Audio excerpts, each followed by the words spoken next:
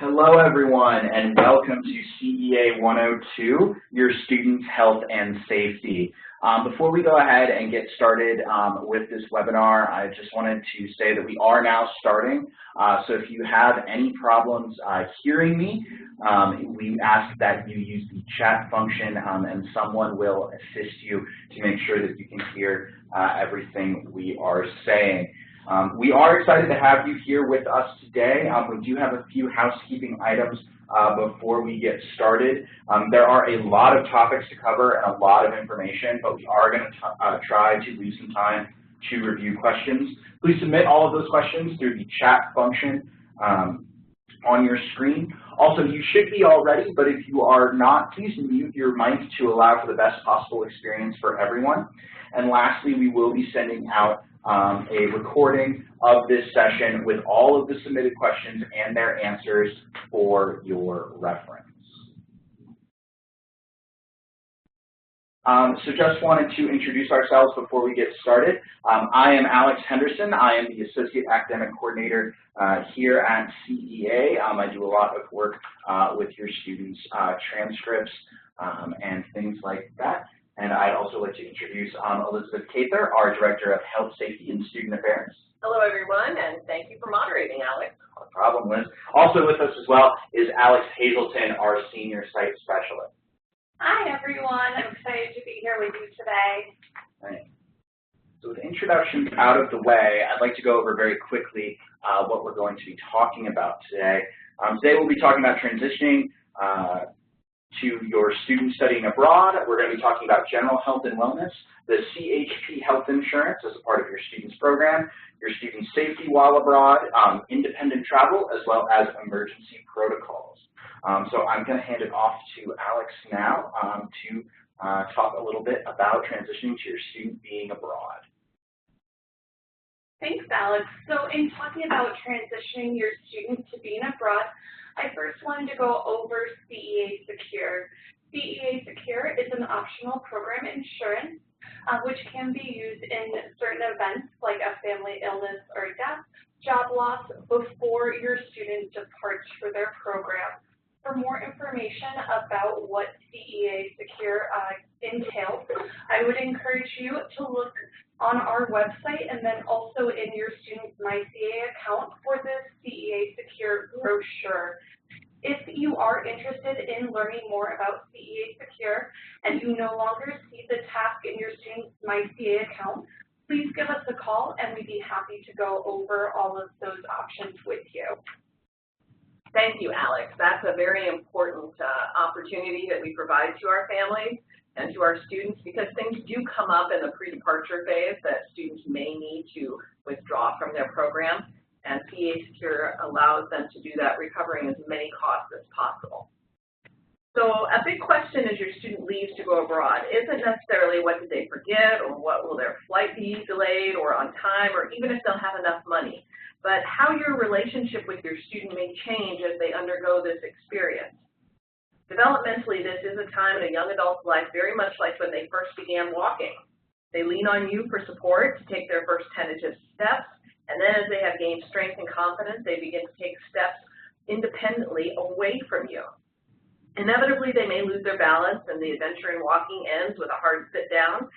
They may even begin at a run and fall down flat. In that same way that young child looked around to you and cried for you to help them, you're a young adult, more than likely is going to come back to you when there is a time or difficulty or when they need to be consoled when things are not going smoothly. Your ability to support your young adult and balance their emotional needs with the important skills they need to learn to navigate on their own will be a big challenge for you, especially as your student is now so far away and in a foreign place where people do not know their needs the way you do. Emotionally, this will be challenging for every parent has their own fears, and while they know their student's strengths and weaknesses, they're not able to help directly. Helping your student rely on their on-site staff as local experts and understand that they are the resources that are available in the same time zone will be helpful to your student's personal growth and maturity. It will also enable your relationship to move into the next phase of adulthood with your student where they are independent and resourceful problem solvers. So please don't hesitate to guide your students to their on-site staff. Your students' health and wellness is a significant factor in their study abroad experience. And as they go abroad, it's a good time to reflect on their overall health as they prepare. Are they coming off of a stressful or hectic summer? Have they been fighting allergies before they depart? It's critical they take time to eat well, watch their caffeine, and catch up on sleep before undertaking their international journey. If your student is starting this experience unwell, it may be difficult for them to get up to speed after arrival after that long flight, suffering from jet lag.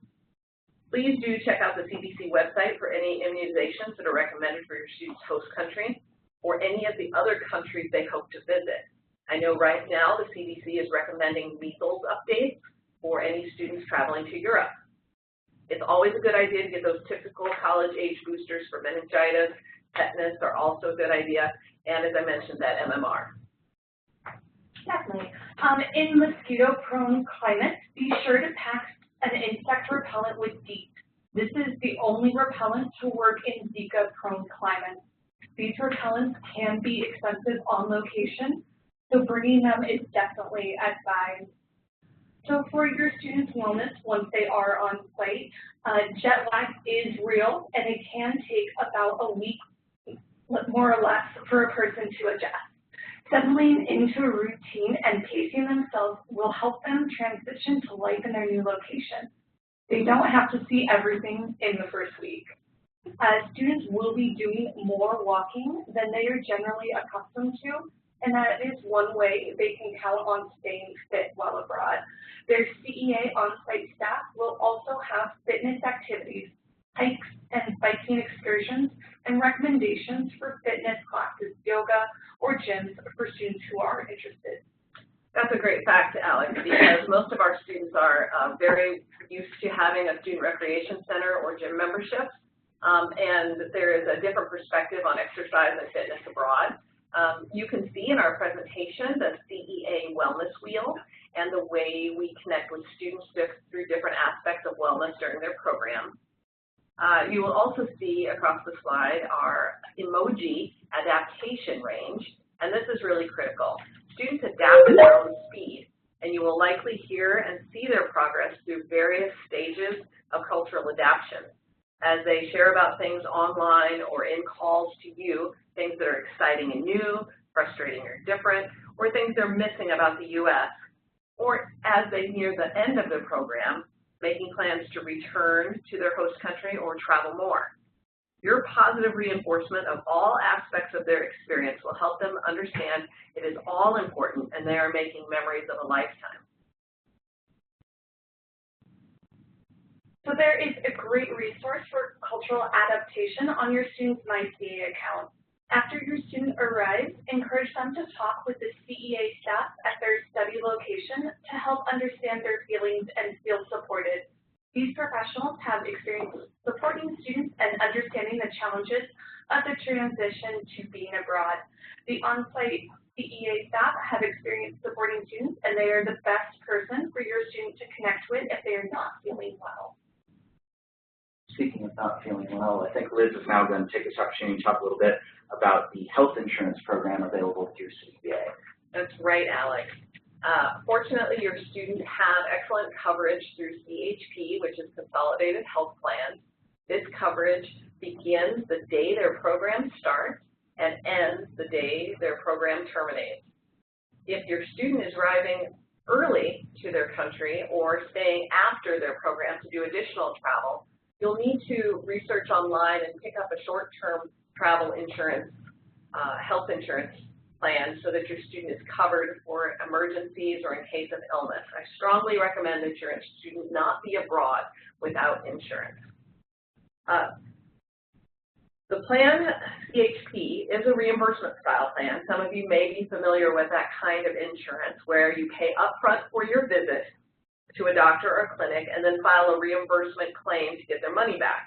Upfront costs are fairly reasonable abroad due to socialized medicine, usually 60 to 80 euros for a doctor's visit, less if you're seeing a nurse practitioner or going to an open clinic. Understanding that also abroad, pharmacists can do some minor prescribing, and a trip to the pharmacy may be all the student needs to take care of a cold or some under-weather feelings. CEA staff can help students make appointments and answer questions about completing the reimbursement claim forms. But HIPAA rules do prevent CEA from submitting claims on the student's behalf. You may work with your student to submit those claims. We encourage them to submit those claims as soon as possible so that they can get reimbursed and recover those monies before the end of their program. Reimbursements can take up to 6 weeks and are sent to the student's home address. Do make sure your student has their CHP insurance card with them, as they will need the number to file for claims. That card is retrievable from their MyCEA account when they open their CHP email. They do not have to show the insurance card for service or making an appointment. That's in contrast to the United States, where the first thing we do when we walk in the doctor's office is show our insurance card. Students only need this insurance card to file claims. They need that number. They are paying out of pocket for the service up front. Pre-existing conditions are not covered. So if your student is currently receiving treatment or therapy, they will need to pay for that continuing care. However, any reoccurrence of a condition that is stable, for example, a severe asthma attack when their asthma has been well controlled, or an anxiety attack when their anxiety has been well maintained with their medication, or even a flare-up of Crohn's disease, will be covered by CHP. Students do need to bring all the medication they need for the time abroad. We can assist them with letters, proof of enrollment for the duration of the program to help secure those prescriptions. We understand that insurance companies often do limit some refills to every 30, 60, 90 days, and our programs are generally longer than 90 days. If a medication is lost or forgotten, we can assist students with securing replacement medication, but understand that brand names and formulations may be different abroad, and that not all medications may be available. Please do not try to mail your student any medication internationally. It will not arrive. They will be held in customs. Because they are paying up for services, which could even include maybe x-rays and lab testing, and those could get a little pricey, be sure your student has funds set aside for any healthcare emergency needs they may have. A designated credit card is a good idea. Students do often put off going to the doctor if they think it's going to have a high out-of-pocket cost or will hinder their other activities, their independent travel or going out. So again, having a dedicated card only for those healthcare emergencies, and also filing any claims promptly so that an x-ray of a badly sprained ankle can be reimbursed quickly and the student will have those funds available. In the event of a health emergency, CHP Insurance partners with Generali Global to coordinate care for your student and cover hospital admission costs and care. If your student needs to return home for care evaluation, benefits are provided. It is very important your student log in and opens their Generali account when they print out their CHP health insurance card. This can be done on their MyCEA account. Please ask them to share their login information with you. This resource also acts like an international AAA for students and can provide other assistance as they travel independently with finding hotels, translation services, and updates on local issues like strikes and demonstrations. Thanks, Alex. And just to reiterate that very important relationship, Generali Global Assistance helps in the event that your student is admitted to the hospital so that the hospital has guaranteed payment that you do not have to front the cost for. If you do have any questions about that, don't hesitate to reach out to me. So now we're going to talk more about student safety. No matter the information you or your student may have heard about their study abroad location already, maybe don't miss this photo opportunity or restaurant recommendation. Doing some additional research is a good idea. Checking out the blogs of other CEA students currently studying at that location, and even looking up the expat newspapers, which many international cities have in English, which talk about current issues and life in that place through the eyes of Americans. Please sign both yourself and your student in the U.S.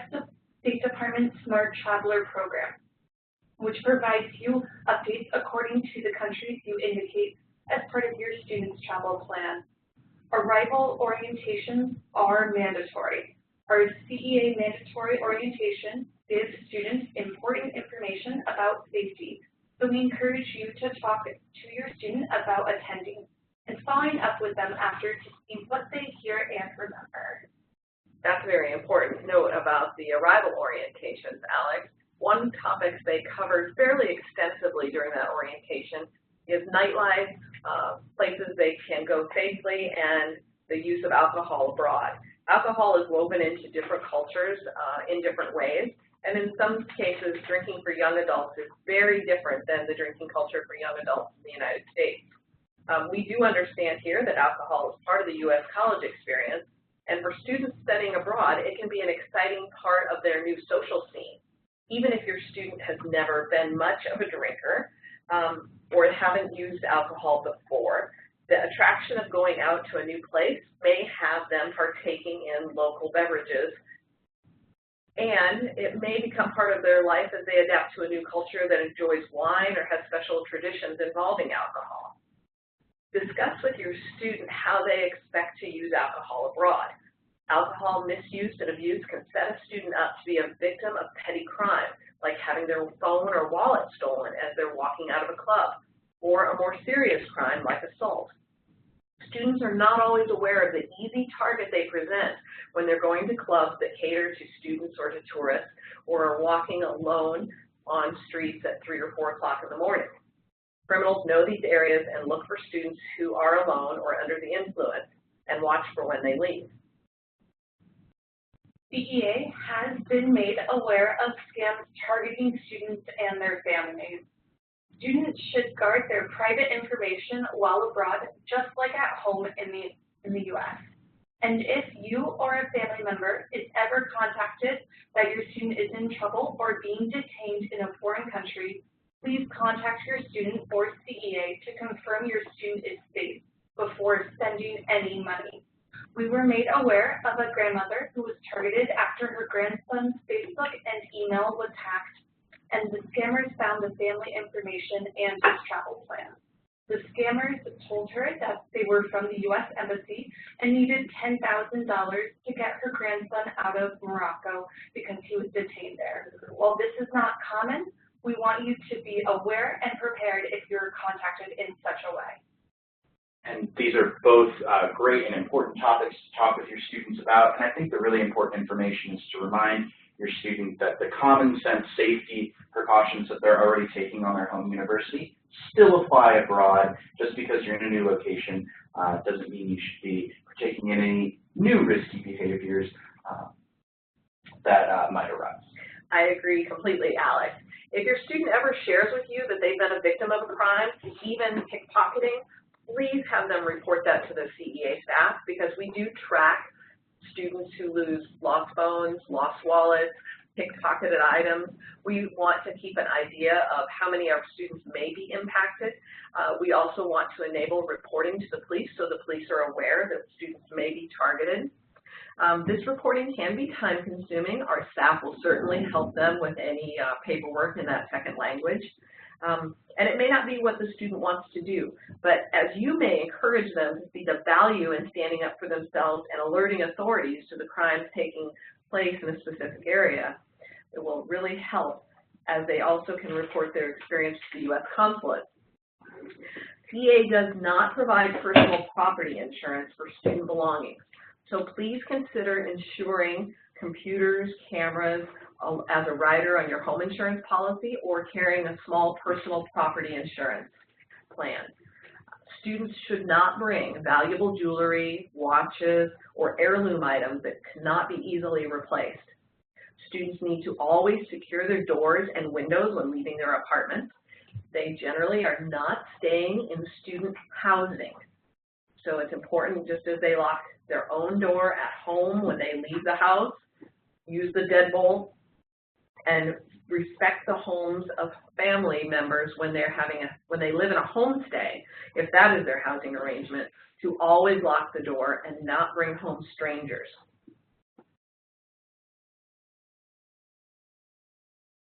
We're going to continue and talk now about some emergency protocols that CEA has in place. We're very aware at CEA of the challenges of the times and the risks to all of us here in the U.S. and abroad. I want to share with you the student emergency protocol that all students are educated on site and is repeated to them before any sponsored excursion or when they choose to travel independently. In the event of an emergency, students are advised to stay where they are or get to a safe place if the location is threatened, to contact their family or emergency contact, and respond to any directions or contacts from CEA. Lastly, we want them to follow the directions of local authorities as to whether an evacuation is necessary or whether they are to sit tight until the situation is calmed down. CEA may also outreach to the student's emergency contact to help us determine where they are. So it's important that you discuss with your student who is being listed as the emergency contact, and your help in providing information about the student's location should you be contacted is a valuable part of our partnership, as we want you to be the first person to know they are safe, and then in the event that we are not able to reach them, cell phone towers go down, connections are difficult because of the mass calling in a situation, we can reach out to you domestically and you can confirm that you've heard from your students.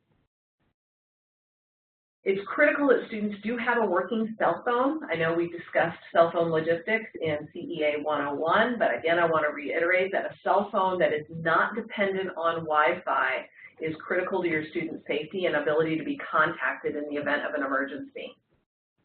And we do have a U.S. emergency number, which will be posted in our blog and our Facebook groups. It's available on our website, and I will give it to you right now if you'd like to write it down, where you can call 24/7 and speak with a CEA staff member in the event of an emergency, and that is 1-800-266-4441. All right. Thank you for that, Liz.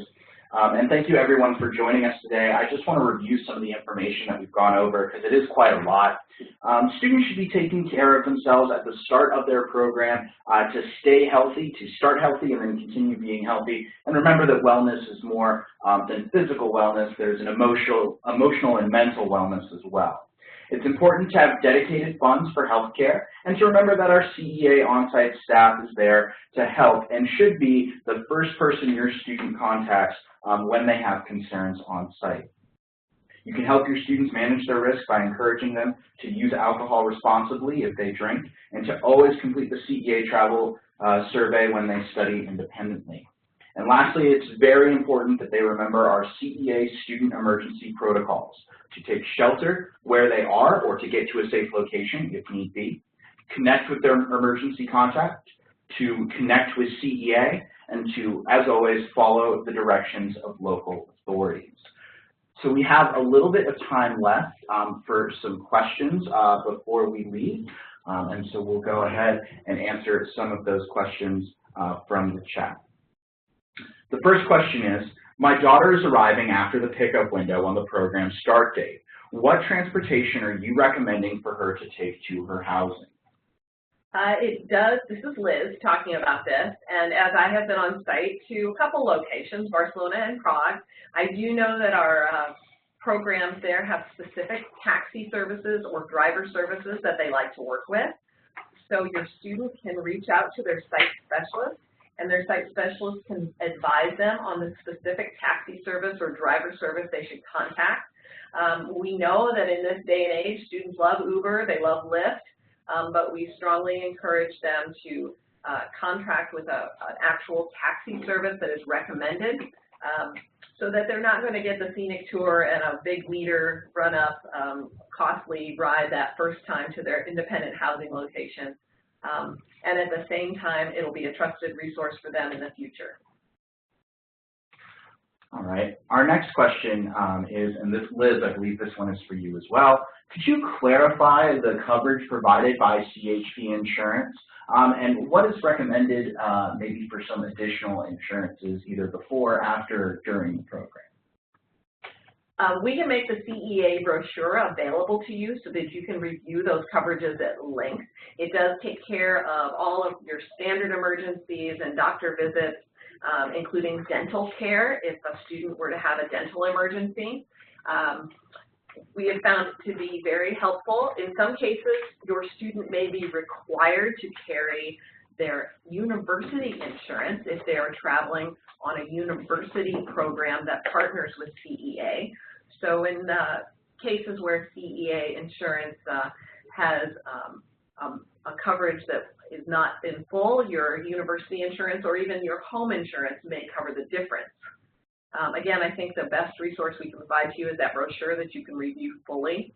As for insurance outside the program dates, there is a website that we generally recommend.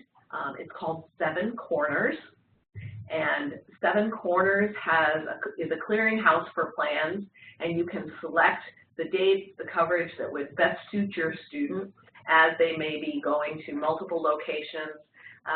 Fortunately, most of them will be returning at the end of the fall term to celebrate holidays with you, but if they do choose to travel outside their program dates, again, strongly recommend that you check out 7 Corners and pick a plan that does have emergency services, emergency evacuation should they need to fly out of the country where they had their incident back home, and then, of course, may cover your joining them on that trip as necessary.